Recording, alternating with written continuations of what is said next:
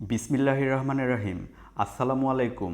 আজকের আয়োজনে থাকছে মাদকদ্রব্য নিয়ন্ত্রণ অধিদপ্তরের নিয়োগ পরীক্ষায় আসা 20টি বাংলা প্রশ্ন সমাধান। এমসিকিউ আকারে থাকছে, পুরো আয়োজনটি মন দিয়ে দেখতে থাকুন। কোন বানানটি শুদ্ধ নয়? এখানে শুদ্ধ নয় বানান হচ্ছে রস্যৌ দয় ধয় বয়, উদ্ধ বানানটি শুদ্ধ নয়। নিচের কোনটি অঘোষ অল্পপ্রাণ ধ্বনি? নিচের কোনটি অঘোষ অল্পপ্রাণ ধ্বনি? এখানে অঘোষ অল্পপ্রাণ ধ্বনি হচ্ছে চ। এটা কেন অঘোষ অল্পপ্রাণ ধ্বনি আমরা একটু ব্যাখ্যায় যাব।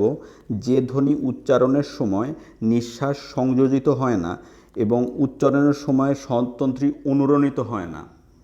এখানে চ উচ্চারণের সময় দেখেন নিঃশ্বাস সংযোজিত হচ্ছে না এবং স্বরতন্ত্রী অনুরণিত হচ্ছে না, সেজন্য এটি অল্পপ্রাণ ধ্বনি। এটা হচ্ছে গাম্ভীর্যহীন মৃদু হয়। দেখেন চ খুব সহজেই উচ্চারিত হইতেছে। পরের প্রশ্ন হচ্ছে, কোন শব্দ গঠনে বাংলা উপসর্গ ব্যবহৃত হয়েছে? বাংলা উপসর্গগুলো আমাদের মনে আছে, অ, অঘা, অজ, অনা, আ। এগুলো হচ্ছে বাংলা উপসর্গ। এই যে অনা আছে, অনাবৃষ্টি, সঠিক উত্তর হচ্ছে অনাবৃষ্টি। পরের প্রশ্নে, নিচের কোন শব্দটি প্রত্যয় সাধিত? প্রত্যয় সাধিত, এখানে প্রত্যয় সাধিত শব্দ হচ্ছে খণ্ড প্লাস ত, খণ্ডিত। খণ্ডিত হচ্ছে প্রত্যয় সাধিত।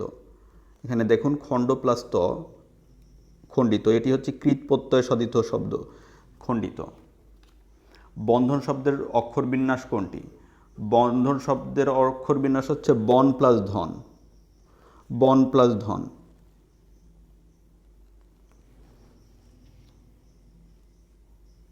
পরের প্রশ্ন হচ্ছে, নিচের কোন পদে নত্যবিধি অনুসারে মূর্ধন্য ব্যবহার হয়েছে? প্রবণ।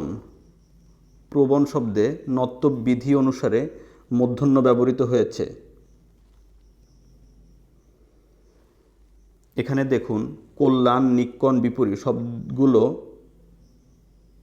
সবগুলো মূর্ধন্যের স্বভাবগত নিয়মে হয়েছে, সব মূর্ধন্যের স্বভাবগত নিয়মে গঠিত হয়েছে। অন্যদিকে প্র, পরি, নির এই তিনটি উপসর্গর পরে প বর্গের 5টি প, ফ, ব, ভ, ম বর্ণ থাকলে দন্তন্য ধ্বনি আসলে মূর্ধন্য ধ্বনি হয়।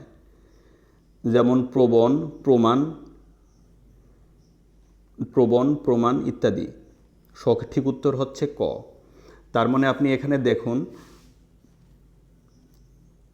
প্র, পরি, নির তিনটি উপসর্গর পরে প বর্গের প্র, পরি, নির এই তিনটি উপসর্গের পরে যদি প বর্গের 5টি বর্ণ প, ফ, ব, ভ, ম মানে প বর্গের 5টি বর্ণ যদি আসে, তাহলে সেখানে দন্তন্বয়ের জায়গায় মূর্ধন্য হয়, যেমন প্রবণ, প্রমাণ ইত্যাদি। সুতরাং সঠিক উত্তর হচ্ছে ক। এটা প্রবণ হওয়ার কারণটা আমি ব্যাখ্যা করলাম। পরের প্রশ্ন হচ্ছে, কোনটি অপপ্রয়োগের দৃষ্টান্ত? এখানে অপপ্রয়োগের দৃষ্টান্ত হচ্ছে, এখানে দেখুন অপশনে প্রদত্ত একত্রিতীয় শব্দটি প্রত্যয়ের অপপ্রয়োগজনিত অশুদ্ধ। এর শুদ্ধ হচ্ছে একত্র, মানে একত্রিত হচ্ছে প্রত্যয়ের অপপ্রয়োগ। এর শুদ্ধ হচ্ছে একত্র, একত্রিত হচ্ছে সঠিক উত্তর। পরের প্রশ্ন, দক্ষিণ শব্দের বিপরীতার্থক শব্দ কোনটি? দক্ষিণ শব্দের বিপরীতার্থক শব্দ হচ্ছে উত্তর। পরের প্রশ্ন, পর্বতের সমার্থক শব্দ কোনটি? পর্বতের সমার্থক শব্দ হচ্ছে, পর্বতের সমার্থক শব্দগুলো দেখি আমরা। পর্বতের সমার্থক শব্দগুলো হচ্ছে নগ, ক্ষিতিধর, পাহাড়, অচল, গিরি, অদ্রি, শৈল, ভূধর, শৃঙ্গ, মহীধর। পর্বতের সমার্থক শব্দগুলো তাহলে কি কি হচ্ছে? নগ, ক্ষিতিধর, পাহাড়, অচল, গিরি, অদ্রি, শৈল, ভূধর, শৃঙ্গ, মহীধর। তাহলে নগ হচ্ছে পর্বতের সমার্থক শব্দ। যে নারীর পতি এবং পুত্র নয় তাকে এক কথায় কি বলা হয়? যে নারীর পতি এবং পুত্র নয় তাকে এক কথায় বলা হয় হচ্ছে অবিরা, মানে যার বিয়ে হয়নি তাকে বলা হয় হচ্ছে অবিরা। এবং যে নারীর স্বামী এবং পুত্র আছে তাকে বলা হয় বীরা। যে নারী একবার সন্তান প্রসব করেছে তাকে বলা হয় হচ্ছে কাকবন্ধা। তাহলে যে নারীর পতি নাই কিংবা যে নারীর বিবাহ হয়নি তাকে বলা হয় হচ্ছে অবিরা। মনে রাখার চেষ্টা করবেন, কিন্তু যে নারীর স্বামী এবং পুত্র দুইটিই আছে তাকে বলা হয় হচ্ছে বীরা। আর যে নারী একবার সন্তান প্রসব করেছে তাকে বলা হয় হচ্ছে কাকবন্ধা। এই তিনটা ইনফরমেশন মনে রাখার চেষ্টা করবেন। বিপদে মোরে রক্ষা করো এ নহে মোর প্রার্থনা, এটা কি ধরনের বাক্য? বিপদে মোরে রক্ষা করো এ নহে মোর প্রার্থনা, এটা হচ্ছে একটি জটিল বাক্য।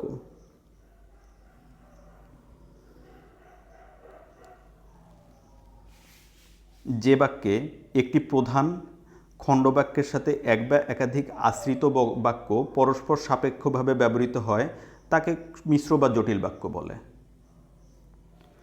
পরের প্রশ্ন কি? পরের প্রশ্ন হচ্ছে কোনটি নিত্য সমাস? নিত্য সমাস এখানে জলমাত্র। নিত্য সমাস অপশন ক, জলমাত্র হচ্ছে নিত্য সমাস। আর এটি নিত্য সমাস হলে পঞ্চনদ, পঞ্চনদ হচ্ছে দ্বিগু সমাস। তারপরে ভালো মন্দ বিপরীত, এটা হচ্ছে দ্বন্দ্ব সমাস। আর বেয়াদব, এটা হচ্ছে বহুব্রীহি সমাস। পরের প্রশ্ন, রাজার দুয়ারে, রাজার দুয়ারে হাতি বাঁধা, এই পদটি কোন কারক? রাজার দুয়ারে হাতি বাঁধা, দুয়ারে পদটি হচ্ছে, দুয়ারে পদটি হচ্ছে অধিকরণ কারক। অধিকরণ কারক কেন? এটা হচ্ছে ক্রিয়া সম্পাদনের কাল, আধারকে অধিকরণ কারক বলা হয়। কাল, সময় এবং আধারকে অধিকরণ কারক বলা হয়। আর অধিকরণ কারকে যেহেতু দুয়ারে এ আছে, এজন্য বিভক্তিটা এ অতে। আমরা সবাই জানি এ অতে হচ্ছে সপ্তমী বিভক্ত, সুতরাং রাজার দুয়ারে অধিকার হাতি বাঁধা, এটা হচ্ছে অধিকরণ করক। অধিকরণ করকে হচ্ছে এখানে সপ্তমী বিভক্তির প্রয়োগ হয়েছে। পরের প্রশ্ন হচ্ছে শৈশবের 14 নম্বর প্রশ্ন, শৈশবের প্রকৃতি এবং প্রত্যয় কোনটি? শৈশবের প্রকৃতি এবং প্রত্যয় হচ্ছে অপশন গ নাম্বার, শিশু প্লাস ইষ্ণ। শিশু প্লাস ইষ্ণ, এটা হচ্ছে শৈশবের প্রকৃতি প্রত্যয়। ভাব অর্থে মধ্যংশ ইয় প্রত্যয়যোগে গঠিত সাধিত শব্দ হচ্ছে শিশু প্লাস ইষ্ণ, মানে হচ্ছে শৈশব। গুরু প্লাস ইষ্ণ, এটা হচ্ছে গৌরব। কিশোর প্লাস ইষ্ণ হচ্ছে কৈশোর। পরের প্রশ্নে যাচ্ছি, নিধাগ শব্দে নি উপসর্গটি কি অর্থে ব্যবহৃত হয়েছে? নিধাগ শব্দে নি উপসর্গটি কি অর্থে ব্যবহৃত হয়েছে? নি উপসর্গটি হচ্ছে আতিশয্য, অতিশয্য অর্থে ব্যবহৃত হয়েছে। নি উপসর্গটি কি অর্থে ব্যবহৃত হয়েছে? নি উপসর্গটি আতিশয্য অর্থে ব্যবহৃত হয়েছে।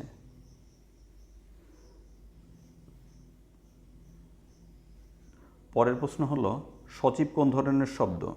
সচিব হচ্ছে অপশন গ, সচিব হচ্ছে একটি পারিভাষিক শব্দ। আচ্ছা, আরও কয়েকটা পারিভাষিক শব্দ সম্পর্কে বলবো। সচিব, অম্লজান, উদ্যান। সচিব, অম্লজান, উদ্যান, সমাপ্তি, স্নাতক, প্রশিক্ষণ, এই সবগুলাই পারিভাষিক শব্দ। বাংলা ভাষায় প্রচলিত বিদেশি শব্দের ভাবানুবাদমূলক প্রতিশব্দকে পারিভাষিক শব্দ বলে। তাহলে কাকে পারিভাষিক শব্দ বলে? বাংলা ভাষায় প্রচলিত বিদেশি শব্দের ভাবানুবাদমূলক প্রতিশব্দকে পারিভাষিক শব্দ বলা হয়। দ্বৈপায়ন শব্দের শুদ্ধ সন্ধি বিচ্ছেদ কোনটি? দ্বৈপায়নের শুদ্ধ সন্ধি বিচ্ছেদ 17 নম্বর প্রশ্ন, দ্বীপ প্লাস অয়ন। দ্বীপ প্লাস অয়ন হচ্ছে দ্বৈপায়ন।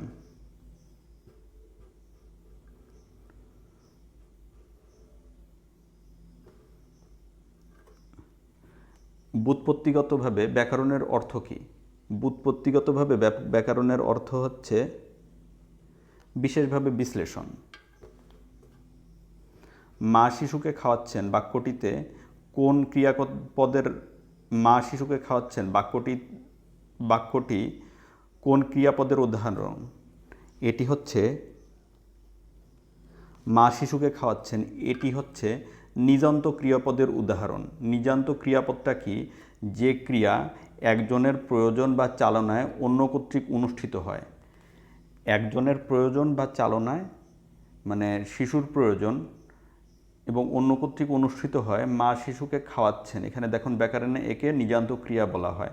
যেমন মা শিশুকে চাঁদ দেখাচ্ছেন, মা শিশুকে খাওয়াচ্ছেন, এটা এটা হচ্ছে নিজন্ত ক্রিয়া, মানে একজনের যে ক্রিয়া একজনের প্রয়োজন বা চালনায় অন্য কর্তৃক অনুষ্ঠিত হয়।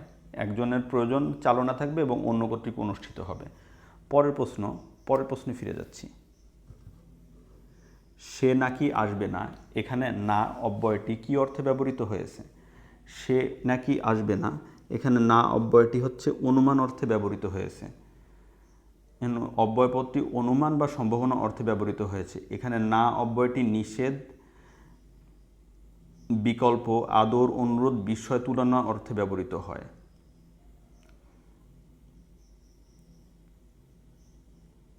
এখানে দেখুন সে নাকি আসবে না অব্যয়টি কী অর্থে ব্যবহৃত হয়েছে? অনুমান অর্থে ব্যবহৃত হয়েছে। ভিউয়ার্স, ধন্যবাদ। আজকের ভিডিওটি এ পর্যন্তই। আমার ভিডিওগুলি যদি ভালো লেগে থাকে তাহলে চ্যানেলটি সাবস্ক্রাইব করুন এবং নতুন নতুন ভিডিওর আপডেট পেতে পাশে থাকা বেল আইকনটি প্রেস করুন। প্রতিদিনের ভিডিওগুলো যদি আপনি দেখেন অ্যাটলিস্ট, তাহলেও আপনার একটা ভালো প্রিপারেশন হয়ে যাবে বলে আশা রাখছি। আপনি এই ভিডিওটি, যেহেতু একটি ইনফরমেশনমূলক ভিডিও, এই ভিডিওটি অ্যাটলিস্ট 2 থেকে 3 বার দেখেন। 2 থেকে 3 বার দেখলে আপনার পুরো অ্যাটলিস্ট 20টা প্রশ্নর ব্যাখ্যা সহ উত্তর আপনি জানতে পারবেন। সবাই ভালো থাকবেন, সুস্থ থাকবেন। আসসালামু আলাইকুম, আল্লাহ হাফেজ।